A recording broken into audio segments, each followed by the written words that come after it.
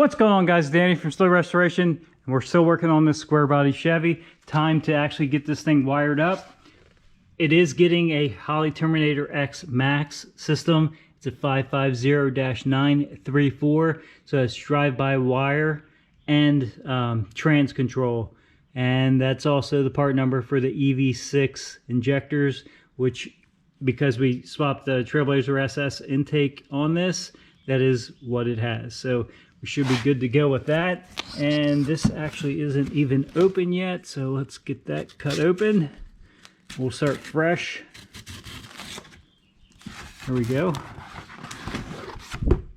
You guys will see exactly what's in the box. Why is that sticky?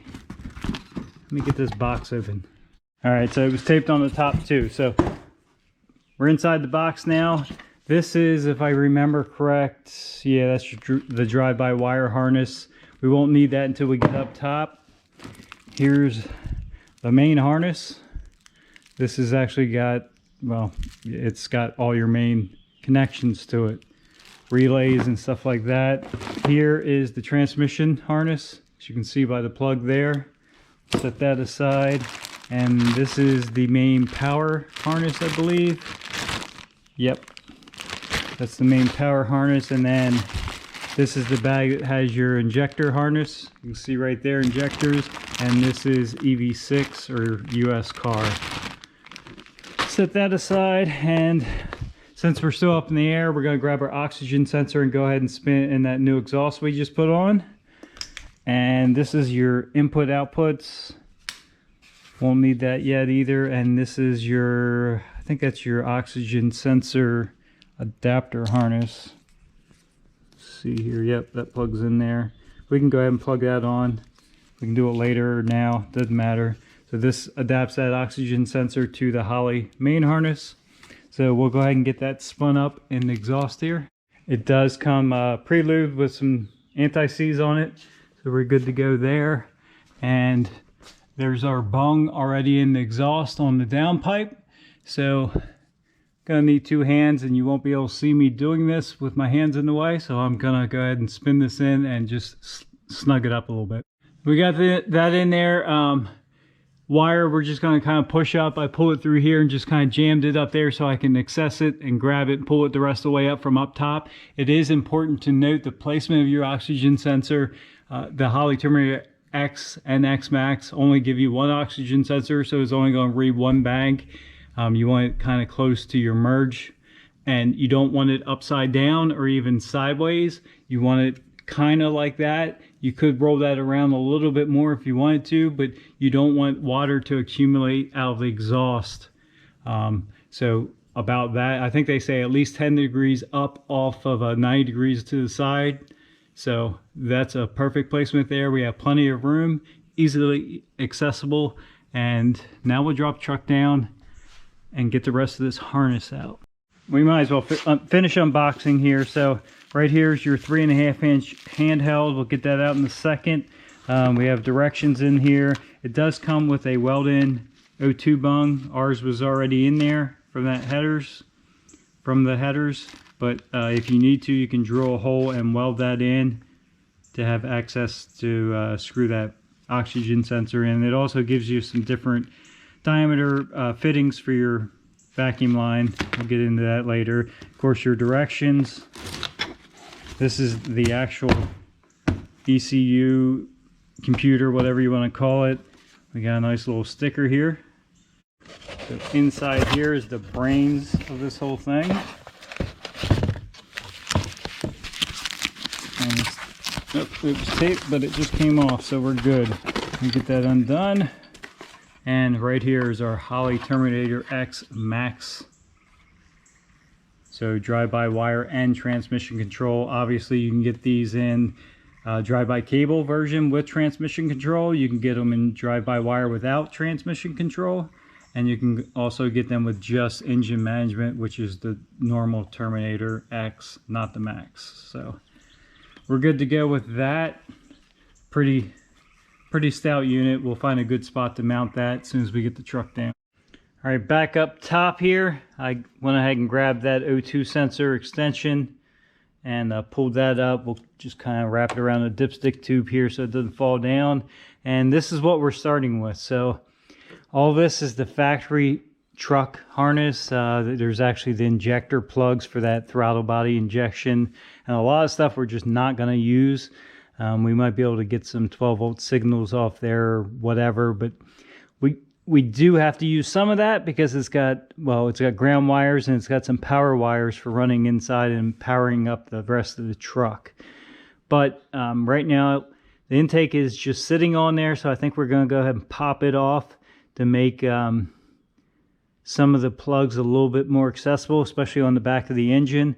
And we'll get the main harness and kind of get it laid out, maybe kind of drape it over the windshield here, get the plugs that we need to get plugged in back there, plugged in, get the intake back on, and start stringing this thing out and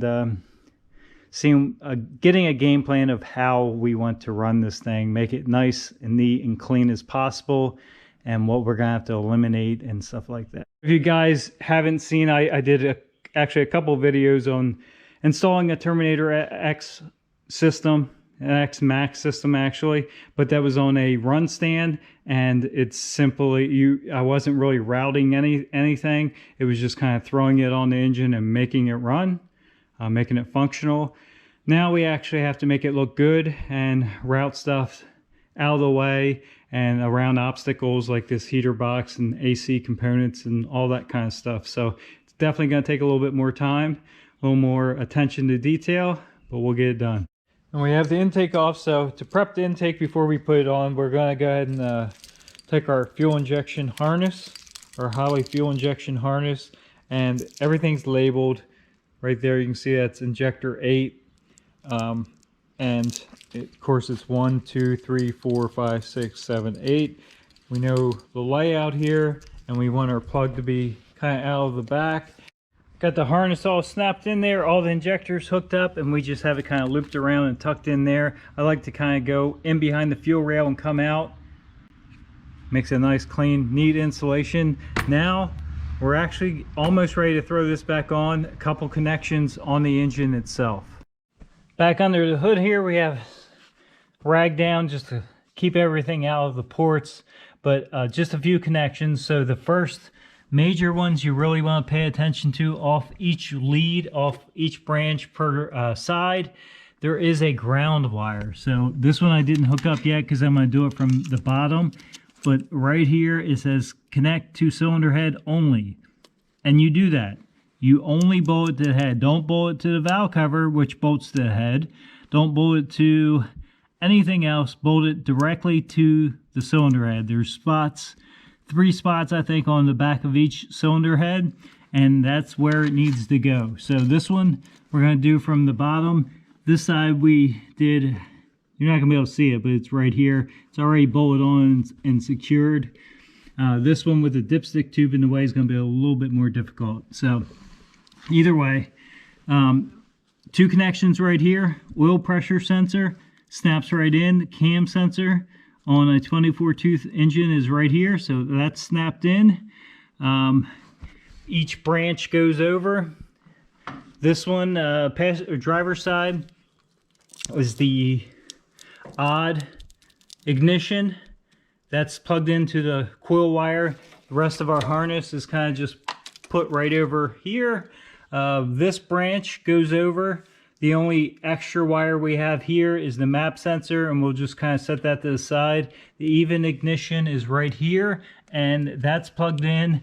What else? Oh, we did forget right here, kind of in the center, is the knock sensors, and they are plugged in, and this is plumbed. So we can actually go ahead and remove this, throw that to the side, make sure everything looks good, your surfaces are nice and clean. That one's good, we already had it prepped. And we're gonna go ahead and put the intake back down on, and then we can actually plug in. Right here is our main connector for our injectors.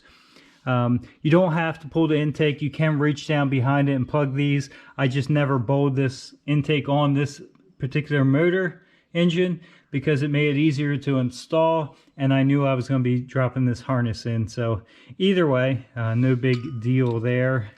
I did forget to say, kind of off the center branch here too, We dropped there's a wire goes to the crank sensor. You can see it right down through there. It's got heat wrapping on it. We'll plug that in from underneath also. But we did get our intake set back down. As you can see, you can reach back there and get those wires. It's just since this was already off, we left it off. So we'll go ahead and get this snug down, torqued down, and then we have a couple more connections we can do up here. Here's the map sensor. We can go ahead and plug into that. That's done. We'll get that routed nice and neat, pulled down, and then we have some connections for our throttle body. A couple more connections up here. So coolant temp sensor comes over here. We had this snap off our factory coil pack and it fits this harness nicely, so we'll go ahead and use that.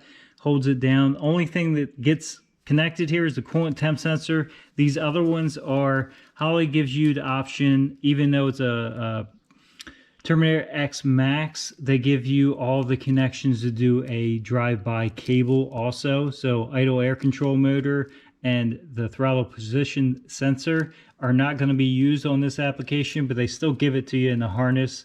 So we'll tie them up to the side. This is actually a fuel pressure. You can see that, there you go, fuel. And we're probably not going to use that on this application, but you could do a fitting in there and plug that in. So these three, we're just going to neatly find a spot to tuck them up. This other one that comes around, this is the manifold air temp, and we will use this. It'll go in our air intake system, but we still have to fab that up. So for right now, that's just going to curl around and we'll prop that there. So pretty much everything up top is done. Right here is our wideband 02. I'm not going to leave that there. I'm going to probably route it back the firewall or that main harness, because we have a lot of lead here, because we have shorty headers, so there's not a whole lot of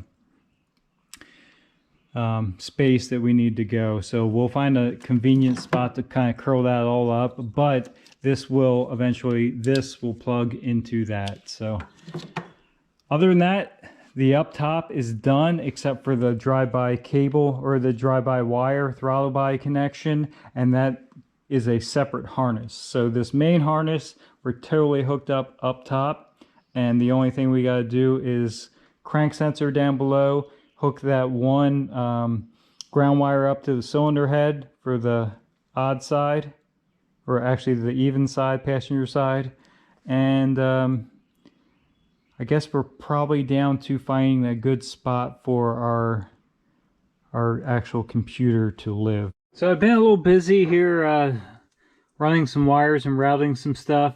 So right there, this truck was a 91 factory fuel injected. So there's the factory computer, and that all mounted behind the glove box up in that spot right there. So along with that, obviously you can see the Terminator X hanging there with some of the wires plugged in, but if we go around to the outside here, it had a large grommet right there that plugged into the firewall, and all the factory fuel injection stuff came through that.